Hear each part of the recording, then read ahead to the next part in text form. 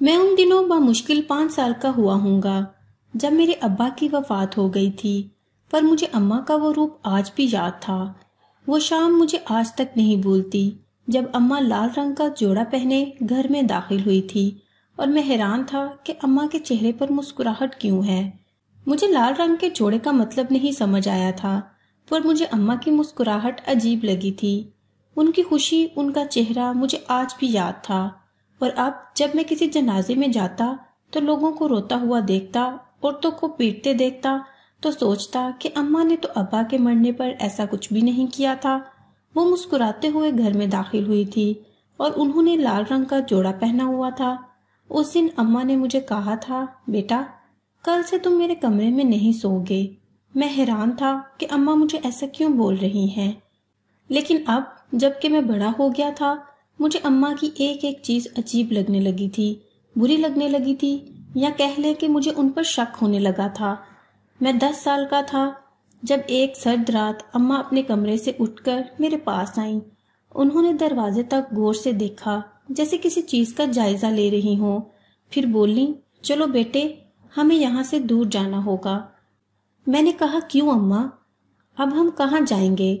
تو وہ بولیں کہ بس اب ہم یہاں نہیں رہ سکتے، یہاں تمہارے ابا خوش نہیں۔ اماں کی عجیب سی آواز سن کر میں پریشان ہوتا تھا، پر اماں ہی میری ماں اور باپ تھی۔ میں ان کی بات ماننے کے علاوہ اور کوئی راستہ اپنی زندگی میں نہیں پاتا تھا۔ میں خوش ہو گیا۔ میں نے کہا، کیا مجھے نیا کمرہ ملے گا؟ اماں بولی، ہاں، لیکن ابھی تمہیں جلدی اٹھنا ہوگا، اگر ذرا بھی دیر ہو گئی تو ہم پھنس جائیں گے۔ میں نے کہا، جیسا تم کہو میں ویسا ہی کروں گا اماں، تم نے تو آج تک میری اتنی حفاظت کی، میں وقت سے پہلے ہی بڑا ہو گیا تھا، اماں کی باتیں بھی مانتا، ان سے سوال جواب بھی کرتا۔ خیر، میں تھوڑی ہی دیر میں اپنا اسکول کا بستہ لے کر باہر آ گیا۔ ایک بستہ اماں نے اٹھایا ہوا تھا، پھر اماں نے کالے کپڑے پہن لیے، گھر سے باہر قدم رکھا، میرا ہاتھ بھی پکڑا ہوا تھا۔ اماں کسی مردے کی طرح چلتی جا رہی تھی۔ اماں نے گھر کا دروازہ تک بند نہیں کیا تھا۔ میں حیران تھا کہ دروازہ کھلا چھوڑ کر اماں کہاں جا رہی ہیں۔ اماں کے پاس ایک بڑا بیگ تھا جس میں انہوں نے سارے طلائے، زیورات اور پیسے وغیرہ ڈال رکھے تھے۔ دور ہی ایک گاڑی کھڑی تھی، یہ شاید ہماری انتظار میں تھی۔ میں نے دیکھا گاڑی والا اماں سے سوال کیے بغیر ہمارے بیٹھتے ہی گاڑی چلانا شروع ہو گیا۔ اس کا مطلب تو یہی تھا کہ یہ اماں کا جاننے والا تھا، مگر کون تھا، کیوں یہاں آیا تھا، یہ سوال آج تک مجھے نہیں پتا چلا تھا۔ خیر، ہم لوگ اس گاڑی میں بیٹھے، گاڑی فراٹے بھرتی شہر کی طرف روانہ ہو گئی، پر جیسے ہی ہم گاڑی میں بیٹھے، ایک شور کی آواز سناٹے کو چیرتی ہوئی میرے کانوں میں ٹکرائی۔ اسی لمحے اماں نے بے اختیار ڈرائیور کے کندھے پر ہاتھ رکھا اور اسے چلنے کو کہا تھا۔ یہ اسرار بھری رات جوانی تک میرے ساتھ ہی رہی تھی۔ ہم لوگ رات کو ہی ایک دوسرے گھر میں منتقل ہو گئے تھے۔ یہ گھر شہر میں تھا، وہ آدمی ہمیں اس گھر میں چھوڑ کر گیا تھا، پر اماں کا اس آدمی کے ساتھ تعلق کچھ عجیب لگ رہا تھا۔ خیر سے وہ ہمیں جس مکان میں چھوڑ کر گیا تھا، مکان اچھا خاصا تھا، کھلا اور ہوادار تھا۔ اماں نے اس سے کہا کہ یہاں کوئی خطرہ تو نہیں؟ آدمی نے اماں کو یقین دلایا۔ اماں نے گھوم پھر کر سارے گھر کو دیکھ لیا، پھر دروازہ بند کر کے اس آدمی کو رخصت کر کے اندر آ گئی۔ ایک جگہ وہ بیگ رکھا، پھر اسے محفوظ کونے میں چھپا دیا اور مجھے دیکھنے لگی۔ میں چارپائی پر بیٹھا انہیں گھورتا جا رہا تھا۔ اماں، یہ سب کیا ہے؟ میں نے روتے ہوئے پوچھا۔ میرے سب دوست گاؤں میں ہی رہ گئے بیٹا، اب تمہاری عمر ایسی تھی کہ تم وہاں نہیں رہ سکتے تھے، ورنہ لوگ تمہارے کان بھرتے۔ مجھے یاد آیا کہ پچھلے ہی دن تو گلی کے نکڑ پر کھڑے ایک لڑکے نے مجھے بے غیرت اور میری ماں کے بارے میں بھی کچھ کہا تھا۔ گھر آ کر میں نے اپنی ماں کو کچھ بتایا، جس پر میری ماں سوچ میں پڑ گئی، اور آج یہ سب ہو گیا تھا۔ اماں، کیا تم نے اس شکیل کی بات سن لی؟ اس وجہ سے ہم یہاں آئے ہیں؟ میں نے اماں سے پوچھا۔ نہیں بیٹا، وہ صرف ایک شکیل نہیں تھا، وہاں سبھی تمہاری ماں کے بارے میں عجیب باتیں کرتے تھے، تو کیا تم یہ گوارا کرو گے کہ کوئی تمہاری ماں کے بارے میں عجیب عجیب باتیں کرے؟ میں نے کہا، نہیں اماں، ایسا تو بالکل بھی نہیں، میں ان لوگوں میں نہیں رہنا چاہتا۔ اماں بولی، یہاں بہت کچھ کھانے کو ملے گا، تو بالکل فکر نہیں کر، تیری میں زندگی کو بہت خوبصورت بنا دوں گی، مگر بیٹا تم کو محنت کرنا ہوگی اور اسکول میں بھی پڑھنا ہوگا۔ میں نہیں جانتا تھا کہ شہر کی زندگی اتنی مختلف ہوگی۔ اگلے ہی دن اماں میرا ہاتھ پکڑ کر ایک اسکول میں لے گئی۔ اسکول میں میرا داخلہ فوراً ہو گیا، کیونکہ میری اماں مجھے ہر وقت گھر میں بھی پڑھاتی رہتی تھی۔ مجھے 6ٹھی کلاس میں داخل کر دیا گیا تھا۔ اب میں پڑھنے میں مصروف ہو گیا، دن رات پڑھتا رہتا، مجھے کسی چیز کا ہوش نہ رہتا۔ اماں میری حوصلہ افزائی کرتی، میرا ہر کام وقت پر کرتی، پر اماں گھر میں پیسے کہاں سے لاتی تھی یہ تو مجھے بھی نہیں معلوم تھا۔ البتہ اماں کی کچھ عجیب و غریب باتیں جو مجھے اکثر سوچنے پر مجبور کرتی، مجھے ان سوالوں کا جواب نہیں ملتا تھا۔ ایک رات مجھے اپنے کمرے میں گھٹن محسوس ہونے لگی۔ میں باہر آ گیا، اماں بھی باہر ہی بیٹھی سبزی کاٹ رہی تھی۔ میں نے کہا، اماں چھت کی چابی تو دو، مجھے چھت پر جانا ہے۔ میری بات سن کر اماں نے منہ پر ہاتھ رکھ لیا۔ بیٹا کیسی باتیں کرتے ہو، تم چھت پر جاؤ گے، وہ بھی اس وقت؟ میں نے کہا، اماں میں کوئی لڑکی تو نہیں ہوں، میری عمر اب 15 سال ہو گئی ہے۔ اماں ہنس کر بولی، بیٹا تو ابھی مرد نہیں ہے، میرا شیر کا بیٹا جب مرد بن جائے گا تو میں اسے خود چھت پر لے جاؤں گی۔ اماں یہ کیا بات ہوئی، تم ہمیشہ مجھے چھت پر جانے سے روکتی ہو، ایسا بھی وہاں کون سا خزانہ ہے جو میرے جانے سے چوری ہو جائے گا؟ اماں میرے سر پر ہاتھ پھیرتے ہوئے بولی، ایسی کوئی بات نہیں ہے بیٹا، یہاں کسی قسم کا کوئی خزانہ نہیں، بس تم ابھی نہیں جا سکتے، میری بات کو سمجھنے کی کوشش کرو۔ میں اماں کی بات سے ناراض ہو گیا، واپس اپنے کمرے میں آ گیا، پر آج مجھے بہت بے چینی ہو رہی تھی۔ میں جاننا چاہتا تھا کہ اماں ایسی باتوں سے مجھے منع کیوں کرتی ہیں، اور آج واقعی میرا دل گھبرا رہا تھا۔ تھوڑی دیر بعد میں پھر اٹھ کر اماں کے کمرے میں گیا، وہاں میری نظر دوسری چارپائی پر پڑی تو میں وہیں بیٹھ گیا۔ میں نے کہا، اماں میرا دم گھٹ رہا ہے، میں یہی سونا چاہتا ہوں۔ میری نظر پھر دوبارہ چارپائی پر پڑی، میں نے جب غور سے دیکھا تو کہا، اماں یہ چارپائی تم نے کس کے لیے رکھی ہے؟ یہاں تو باقاعدہ بستر بھی رکھا ہے، تکیا بھی ہے۔ اماں میری بات سن کر گھبرا گئی اور بولی کہ بیٹا یہ میں نے ویسے ہی رکھی ہے۔ مگر کیوں اماں، اتنی بڑی چارپائی تو نے یہاں سجا سنوار کر کس کے لیے رکھی ہے؟ میری بات پر میری اماں مجھ سے خفا ہونے لگی۔ تو مجھ پر شک کر رہا ہے بیٹے، میں نے کسی مقصد کے لیے رکھی ہے نا، اس پر تیرے ابا کی روح آتی ہے۔ ابا کی روح؟ اماں اتنی توہم پرست نہ بنو، میں نے اپنی ماں سے یہ کہہ تو دیا، پر شک میرا بڑھ گیا تھا اور پہلے سے زیادہ بڑھ گیا تھا۔ ہر بار جب میں اماں کی کوئی نئی چیز دیکھتا تو میرے ذہن میں پچھلی ساری باتیں گھومنے لگتی اور میں اماں کی باتوں پر مزید شک کرنے لگتا۔ آج بھی ایسا ہی محسوس ہو رہا تھا کہ آخر اماں نے اپنے کمرے میں دوسری چارپائی کیوں بچھا رکھی ہے؟ ایک چارپائی پر بھی تو سویا جا سکتا ہے، پھر خدا جانے کیا وجہ تھی کہ اماں دوسری چارپائی رکھ کر یہاں سوتی۔ پر میں چپ ہو گیا، میں نے سوچ لیا تھا کہ اب اماں کی باقی چیزوں پر بھی نظر رکھوں گا، چھت پر بھی جاؤں گا، پر اس سے پہلے ہی ایسا واقعہ میرے ساتھ ہو گیا جس نے میرے ذہن کو مزید مشکوک کر دیا اور اماں کی حقیقت کھل کر میرے سامنے آ گئی۔ ہوا یوں کہ ان دنوں اماں سے چھپ کر میں ایک ورک شاپ پر جانے لگا تھا۔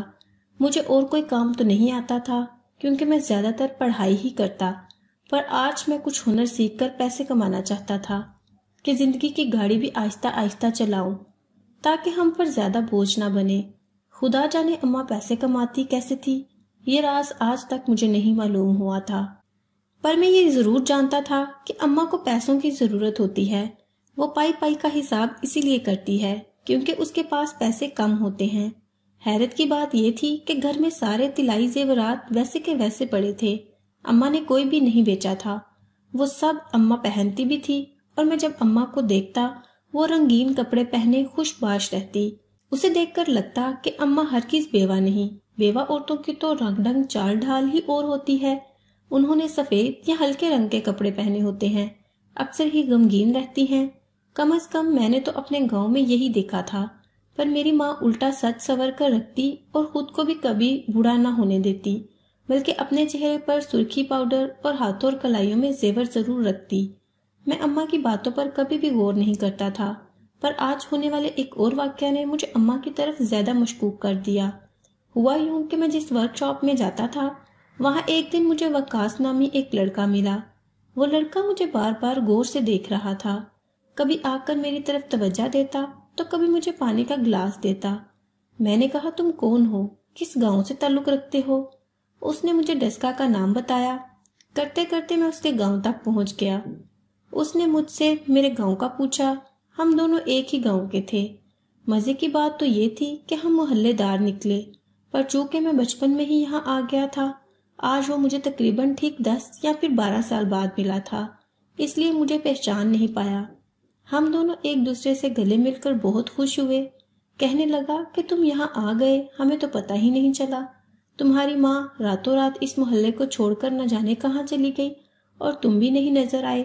ہم تو یہ سمجھے کہ خدا نخواستہ تم لوگوں کے ساتھ کوئی حادثہ ہو گیا ہے۔ یہ کہہ کر اس نے جملہ ادھورا چھوڑ دیا۔ میں نے کہا کیا میری اماں کو کیا؟ بولا کہ نہیں نہیں کچھ نہیں، میں تو ویسے ہی کہہ رہا تھا۔ اور سناؤ تمہاری اماں ٹھیک ہے؟ اس نے عجیب سے لہجے میں پوچھا۔ اس کے لہجے میں حقارت تھی۔ میں نے کہا ہاں اماں ٹھیک ہے۔ میں نے اسے بہت کریدنے کی کوشش کی کہ وہ مجھے اس بارے میں کوئی اور بات بھی بتائے، لیکن اس نے مجھے کچھ بھی نہیں بتایا۔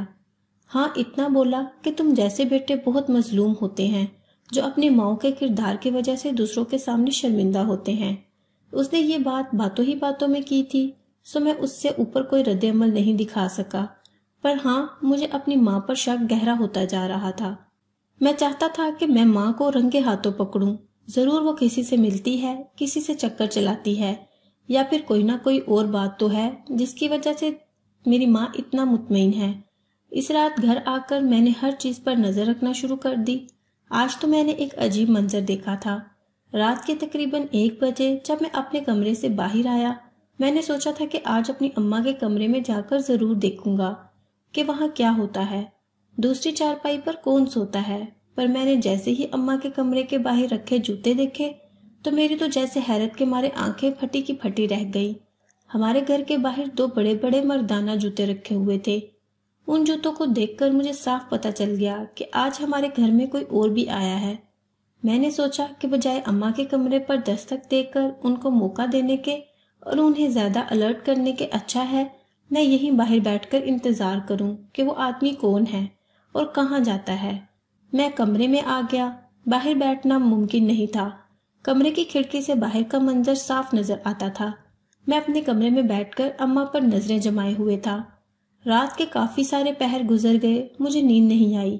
میری نظریں چوکنا تھیں اور میں بالکل الرٹ ہو کر ہی بیٹھا ہوا تھا، پر صبح جیسے ہی 2 منٹ کے لیے میری آنکھ لگی میں سو گیا۔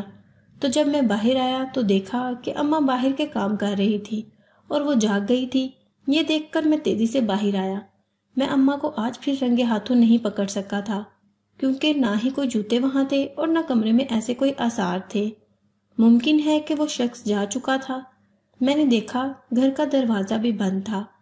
اب میرے پاس ایسا کوئی ثبوت یا ایسی کوئی بات نہیں تھی جس کی بنا پر میں اماں سے مزید سوال جواب کرتا۔ میں خاموش ہو گیا اور دل ہی دل میں گڑنے لگا کہ اب میں اماں کا راز ضرور فاش کروں گا۔ اگلی رات ہوئی تو سوچا کہ نیند آئے گی تو میں کمرے سے باہر رہوں گا، بلکہ گھر سے ہی باہر چلا جاؤں گا، اور جب وہ شخص آئے گا تو ضرور دیکھوں گا کہ یہ ہے کون۔ میں گھر کے باہر جا کر بیٹھ گیا تاکہ مجھے نیند نہ آئے۔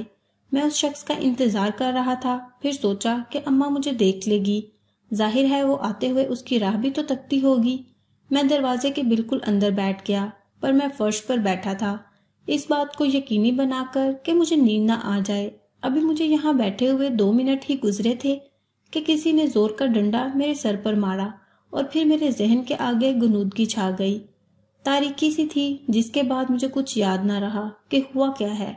میرا ذہن نہ جانے کتنے گھنٹے تاریکی میں رہا۔ میں نے چیخ سی سنی تھی جو کہ اماں کی تھی۔ جب میری آنکھ کھلی تو ماں نے میرا سر اپنی گود میں رکھا ہوا تھا۔ ماں مجھ سے کہہ رہی تھی، بیٹا تم کیوں دروازے کے پاس بیٹھے تھے؟ اب تمہاری طبیعت تو ٹھیک ہے نا؟ میں نے کہا کہ ہاں ماں میری طبیعت تو ٹھیک ہے، پر مجھے ڈنڈا کس نے مارا؟ اماں نے جواب دیا، اس نے مجھے بہت زیادہ حیران کر دیا، بلکہ پریشان کر دیا۔ بولی کہ بیٹا میں سب جانتی ہوں تم کتنے دنوں سے میرا پہرا لگا رہے ہو۔